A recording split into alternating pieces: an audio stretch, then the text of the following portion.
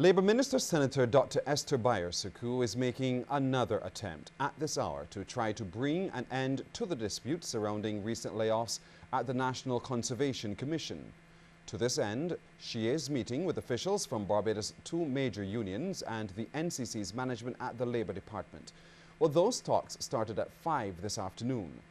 The dispute has been ongoing for 2 weeks, with the Barbados Workers' Union and the National Union of Public Workers challenging the method of retrenchment of almost 200 NCC workers. The two sides last met under the minister's chairmanship on Tuesday at the Labour Department. After that meeting, the minister said she was hoping for a resolution at today's meeting. Members of the local credit union movement will be meeting with Prime Minister Frundle Stewart next Monday to discuss the contentious issue of government's decision to tax the assets of all credit unions for 1 year. This was revealed today by Hallie Haynes, president of the Barbados Cooperative and Credit Union League Limited. He made the comments as the league gave an update on its ongoing Don't Tax My Credit Union campaign and petition signing. We have a meeting scheduled with the Prime Minister of Barbados, and come Monday we'll be discussing this matter with the Prime Minister of Barbados, and I think that we have been able to secure that meeting.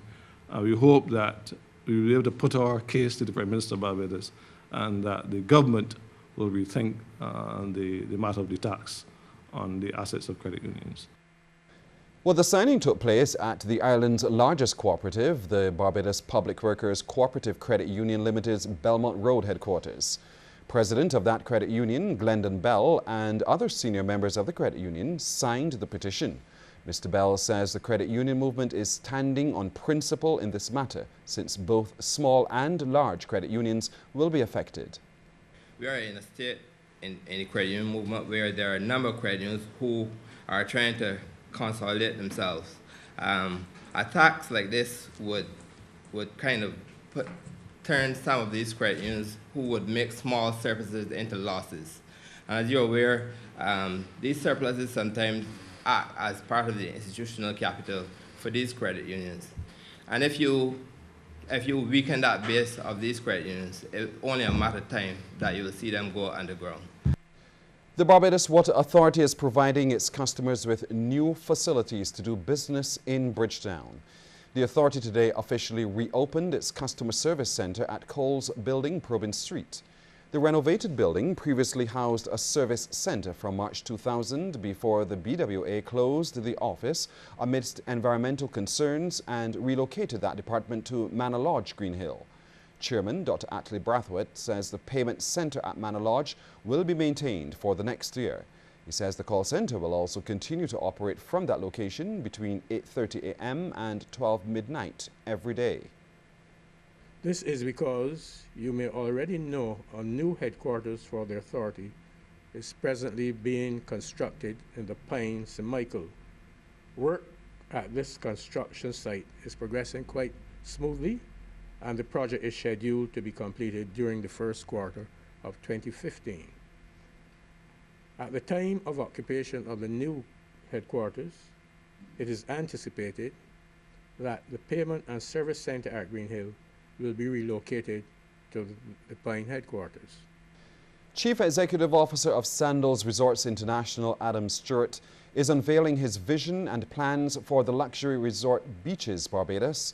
In an interview with CBC News, he revealed that the groundbreaking for the property to replace the old Almond Beach Hotel in St. Peter seems set for the second quarter of 2015. Mr. Stewart is promising a world-class family resort. What we have in store for Barbados, involves bowling alleys, involves movie cinemas, BMX bicycle tracks on top of all the things I previously mentioned, and an overall, solid 5-star luxury resort. We're looking at 15 different restaurants with 14 different cuisines, international cuisines, as well as local Caribbean flair. And I can go on and on. It's putting the best of what we know how to do behind Beaches Barbados. And though we're still working through the deal and how the deal will work and getting to know the land more intimately, so we can handle our master planning, I have no doubt that when Beaches Barbados opens, it will be something that the country of Barbados can be very proud of. A shortage of space is one of the major problems confronting the Barbados Museum and Historical Society.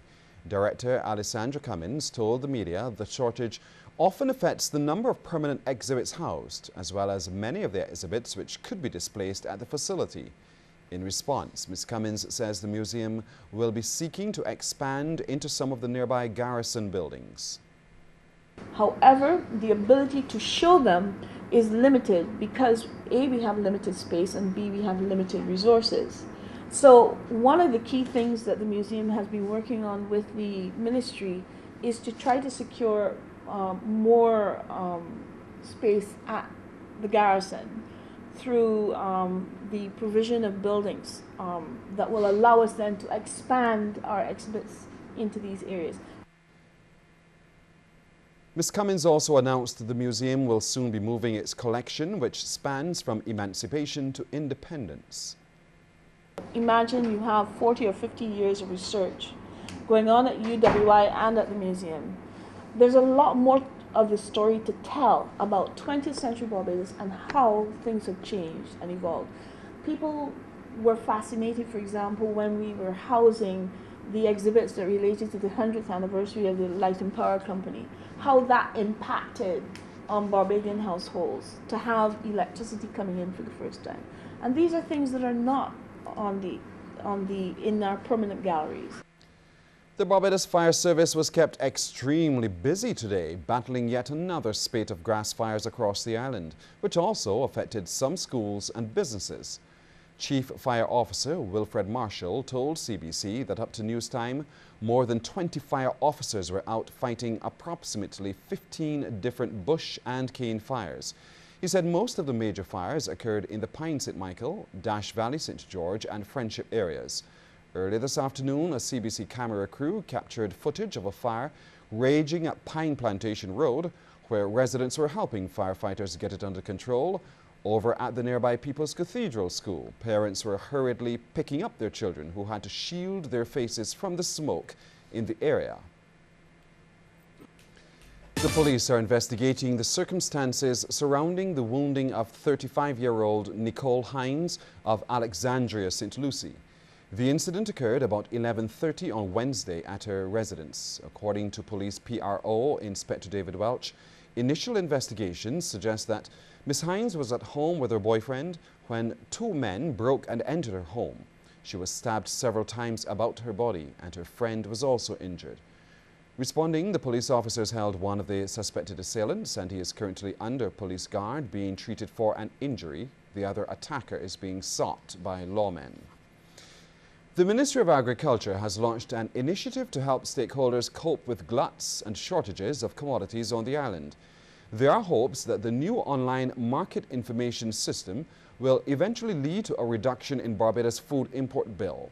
Speaking during the pilot launch at the Radisson Aquatica, Permanent Secretary in the Ministry, Esworth Reid, explained that it should help farmers better manage their operations through the sharing of information. It should assist in reducing market risk and any dysfunction of the market that gives rise to frequent gluts and shortages and retardation of growth of the sector. When fully rolled out, from the data posted on the system, farmers should be able to project market supply of certain products. They should be able to project total demand, and thus they should be able to plan accordingly. Importers should be able to determine what the domestic supply of produce is on the market, and thus import in a way not to cause market gluts for those products being produced by the farmers. The agricultural official is also telling farmers they have nothing to fear by sharing information with the ministry. I will say to those who have this fear that there are laws in Barbados that prevent any statistical information collected on anyone or any business by a government department to be shared with any third party, even if that third party is another government department. As a farmer, you should have no fear, therefore, in giving information asked by you by the planning unit within the ministry, because the only purpose for which it will be used is for the analysis for your own purpose and for your own benefit. Meanwhile, the Food and Agricultural Organization believes the new market information system is critical to stimulate growth in the local agriculture sector. That's why FAO representative Dr. Cedric Lazarus is calling on the ministry to provide financial support and human resources necessary to run the project over the long term. The responsibility of the ministry in the operation and maintenance of the system is critical to its long-term success. Adequate financial and human resources have to be dedicated to it over the long term, and the ministry will have to ensure the buy-in and participation of the stakeholders by promoting the system at all times. In more agricultural news, we hear that citrus crops in Barbados are under siege. A new pest threatens to wipe out this type of produce if left unchecked. News of this from plant specialist in the Ministry of the Environment, Nigel Jones, as Barbados joins other countries in observing World International Day for Biodiversity. This has to do with a new strain of disease that has now entered Barbados. We don't really know how it got into the country. It's called citrus greening, and this is just one of the mini pests that really into Barbados. So if we don't find some sort of program in terms of upgrading a quarantine system, or in terms of our treatment programs, I think that we can see our citrus crop being under serious threat. The plant specialist says local officials continue to investigate the development and are also seeking help from abroad.